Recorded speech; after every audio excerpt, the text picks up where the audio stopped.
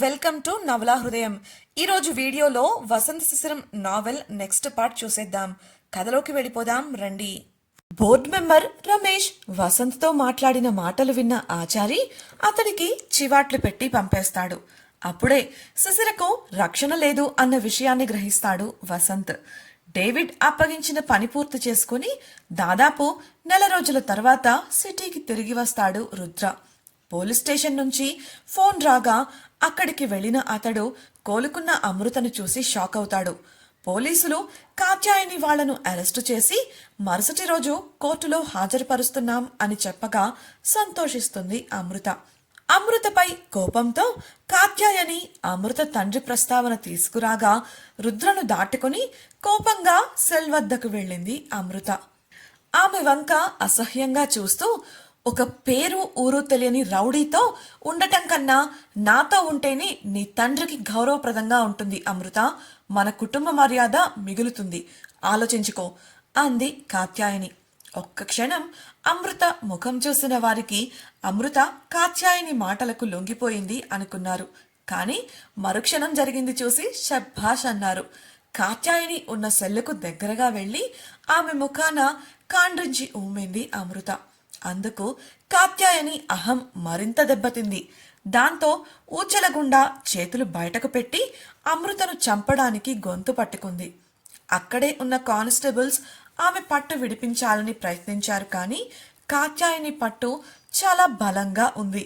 ముందు కొంతసేపు విడిపించుకోవాలని పెనుగులాడినా అమృత ఆ పని వదిలేసి సెల్లో ఉన్న కాత్యాయని గొంతు పట్టుకుంది.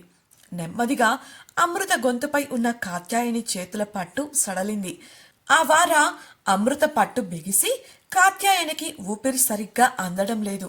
అమృత పట్టు విడిపించుకోవడానికి సాయశక్తులా ప్రయత్నించింది కాత్యాయని. ఆమె వల్ల కాలేదు. ఆమె భర్త కొడుకు సాయం చేశారు, కానీ వాళ్ల వల్ల కూడా కాలేదు. కాత్యాయని మళ్లీ మళ్లీ అమృత గొంతు పట్టుకోవాలని ప్రయత్నించింది, కానీ అందటం లేదు. కారణం అమృత కాత్యాయని కన్నా పొడవు.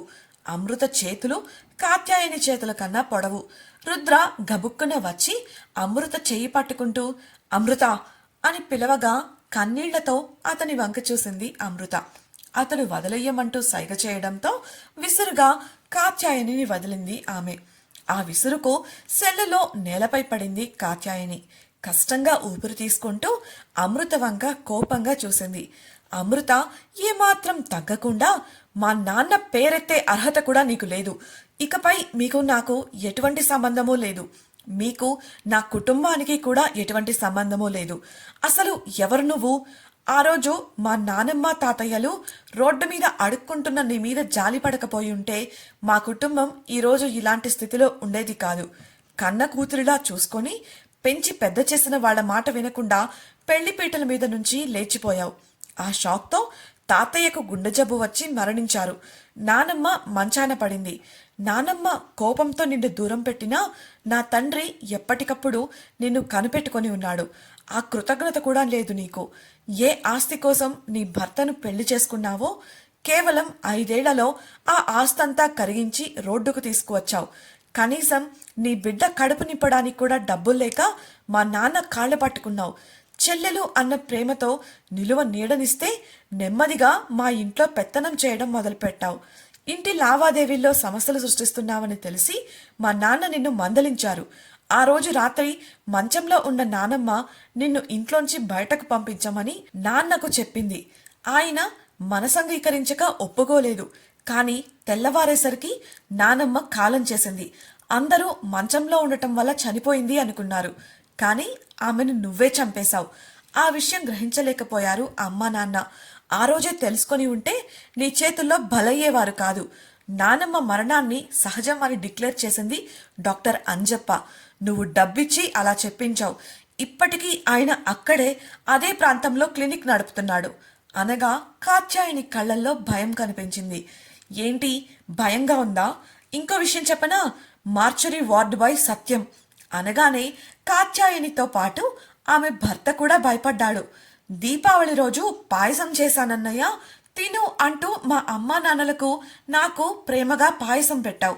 అందులో ఉంది నీ ప్రేమ కాదు, నువ్వు కలిపిన మత్తుమందు. అది తిని మేమంతా మత్తుగా నిద్రపోతుంటే నాన్నను అమ్మను వంటగదిలోకి తీసుకువెళ్ళి గ్యాస్ లీక్ చేసి వాళ్ళ మీద కిరోసిన్ పోసి తగలపడిపోయేలా చేశావు.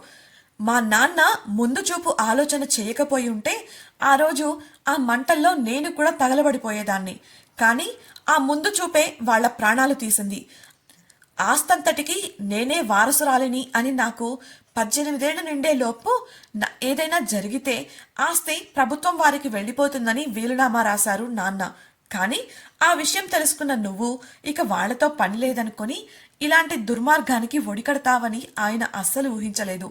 కేవలం ఆస్తి కోసమే ఇన్నాళ్లుగా నన్ను బ్రతకనిచ్చావు. ఆరోగ్యం, అందం, పద్ధతి అంటూ మీ అమ్మా నాన్నల కోరిక అంటూ నాకు నచ్చిన ప్రతి అవకాశాన్ని తప్పించావు. పిచ్చిదాన్ని, నీ నిజస్వరూపం తెలియక అన్నీ నమ్మేశాను. ఆ నమ్మకాన్ని వాడే కదా ప్రస్తుతం వ్యాపారాల్లో నష్టాలొస్తున్నాయి. కాస్త నువ్వు డబ్బు సంపాదించి సాయం చేస్తే బాగుంటుంది. అక్కడి నుంచి తిరిగి వచ్చాక బావతో నీ పెళ్లి చేస్తాను అన్న పేరుతో నన్ను దుబాయ్కి అమ్మేసి నమ్మక ద్రోహం చేశావు. అసహించుకుంటూ వివరించింది అమృత. కాత్యాయని అపనమ్మకంగా చూస్తుంటే ఇవన్నీ నాకెలా తెలుసు అనే కదా నీ అనుమానం. నువ్వు చెప్పిందల్లా నమ్మి నువ్వు చూపించే ప్రేమకు లొంగి ఆ సమయంలో కళ్ళుండి కూడా గుడ్డిదానిలా ప్రవర్తించాను. నువ్వు నన్ను అమ్మేశాక కూడా నాకు నీ నిజస్వరూపం తెలియలేదు. ఏ రోజైతే చావు బ్రతుకుల మధ్య ఆ నరకం నుంచి బయటపడి నీ గడప తొక్కానో ఆ రోజు నా ప్రాణం తీయాలని చూశావు, గుర్తుందా? అప్పుడే నీ నిజస్వరూపం అర్థమైంది. నా కళ్ళు తెరుచుకున్నాయి. మార్చురీలో సత్యంకి డబ్బులు నా ముందే దొంగచాటుగా ఇచ్చావు. అడిగితే ఎవరికీ చెప్పకూడదు, పాపం వాళ్లకు సరిగ్గా జీతాలు రావు అన్నావు. అప్పట్లో నేను ఆ విషయాలు పట్టించుకోలేకపోవచ్చు, అర్థం చేసుకోలేకపోవచ్చు. కానీ ఇప్పుడు కాదు.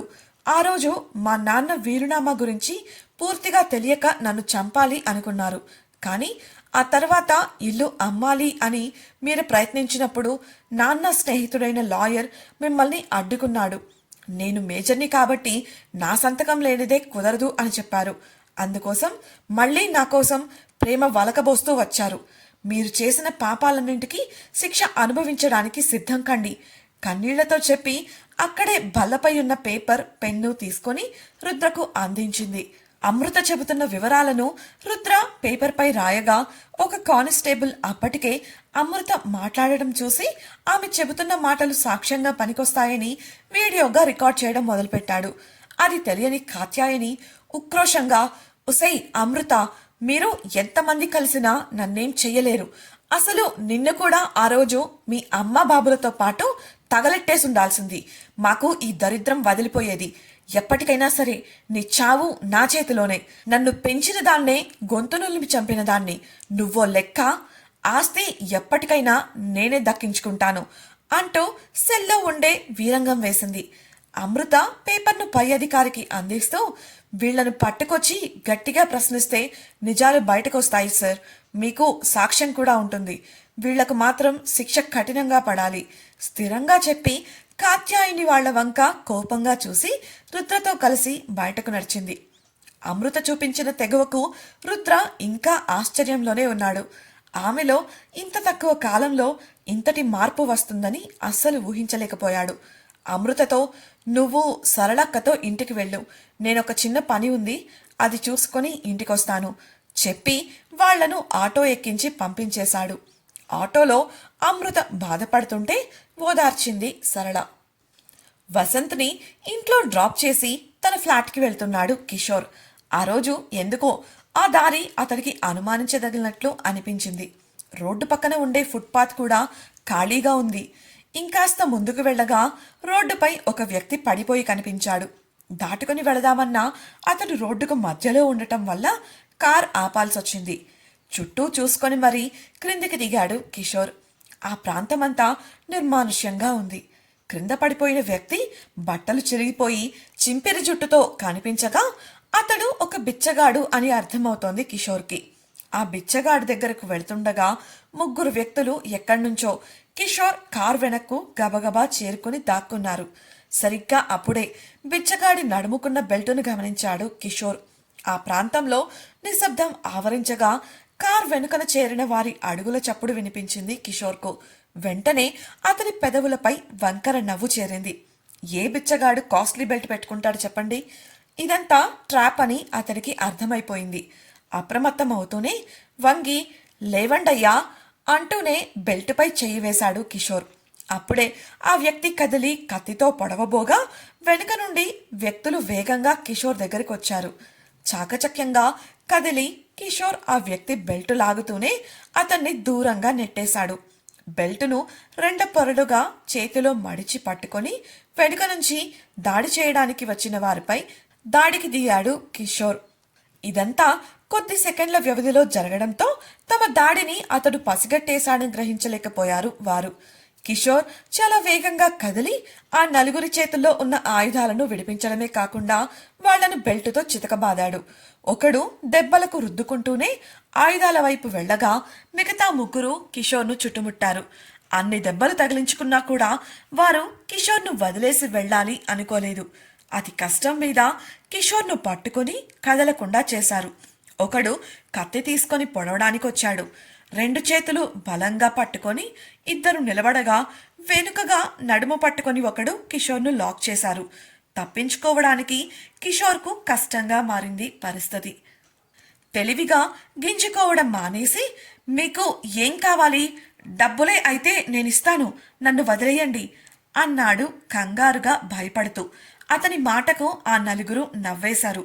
డబ్బులు నిన్ను పొడి చేసి నీ కారు, వాచ్, పర్సు తీసుకెళ్లి అమ్ముకున్నా వస్తాయి, నువ్విచ్చేదేంటి బోడి అన్నాడు ఒకడు వ్యటకారంగా. కిషోర్ ఎవరు పంపారు మిమ్మల్ని గంభీరంగా అడగడంతో వారంతా కంగుతిని ముఖముఖాలు చూసుకున్నారు. మరొకడు సమాధానం ఇస్తూ, ఎవరు పంపేదేంటి, మేము నిన్ను దోచుకోవడానికి వచ్చాం తడబడగా వెటకారంగా నవ్వాడు కిషోర్. ఇక ఆలస్యం చేయకూడదు అనుకుంటూ కత్తి పట్టుకున్నవాడు పొడవటానికి దూసుకురాగా తన చేతులను పట్టుకున్న ఇద్దరిని బలంగా ముందుకు లాగి వాడికి అడ్డుగా పెట్టుకున్నాడు కిషోర్. దాంతో కిషోర్కు తగలాల్సిన కత్తిపోటు కిషోర్ చెయ్యి పట్టుకున్న వాడికి తగిలింది. ఆ షాక్తో వెనుకున్న వాడి పట్టు సడలి కిషోర్ తనను తాను విడిపించుకుంటూనే వాడి రెక్క పట్టుకొని విరిచేశాడు. అలా అందరినీ చితకబాది ఏదో ఒక అవయవాన్ని విరగ్గొట్టి క్రింద పడేయగా వారంతా నొప్పికి అల్లాడుతూనే పైకి లేవలేకపోయారు. చెమటలకు చిరాకుతో కార్ నుంచి వాటర్ బాటిల్ అందుకొని ముఖము చేతులు కడుక్కున్నాడు కిషోర్. అప్పుడే అతని ఫోన్ రింగ్ అయింది. అరవింద్ టీవీ చూస్తూ నాటుకోడి కూరతో భోజనం ఎంజాయ్ చేస్తుంటే అతని వెనుక నిలబడి అతనిపై ఉన్న కోపాన్ని పిన్నులతో ఫోటోలను బోర్డుపై గుచ్చుతూ చూపిస్తున్నాడు నందన్. రేయ్ బావా, ఇది టూ మచ్ రా, ఇంటికి రమ్మంటే బీర్ తాగి రిలాక్స్ అవ్వడానికి అనుకున్నాను, ఇలా కేస్ స్టడీకి అని తెలుసుంటే వచ్చేవాణ్ణి కూడా కాదు విసుక్కున్నాడు. అందుకు అరవింద్ చెప్పిన మాటకు ఆశగా చూశాడు నందన్. అంతలా అరవింద్ ఏం చెప్పాడు? కిషోర్ పై దాడి చేసింది ఎవరు? అతడికి ఫోన్ చేసిందెవరు? ఇంతటితో అతడికి ప్రమాదం తప్పినట్లేనా? అమృత అనుకున్నట్లు కాత్యాయని కుటుంబానికి శిక్ష పడుతుందా? కాత్యాయని విషయంగా ఆమె చెప్పిందంతా నిజమేనా? తెలుసుకోవాలనుకుంటున్నారా? అయితే ఛానల్ సబ్స్క్రైబ్ చేసి వసంత శిశిరం నెక్స్ట్ పార్ట్ వినేయండి. అలాగే మీకు ఈ వీడియో నచ్చినట్లయితే లైక్ చేసి మీ సన్నిహితులకు షేర్ చేయండి. మీ అభిప్రాయాలను మాతో పంచుకోవడం కోసం కామెంట్ సెక్షన్లో తెలియజేయగలరు. ఇట్లో మీ నవలా హృదయం team. Thank you for listening.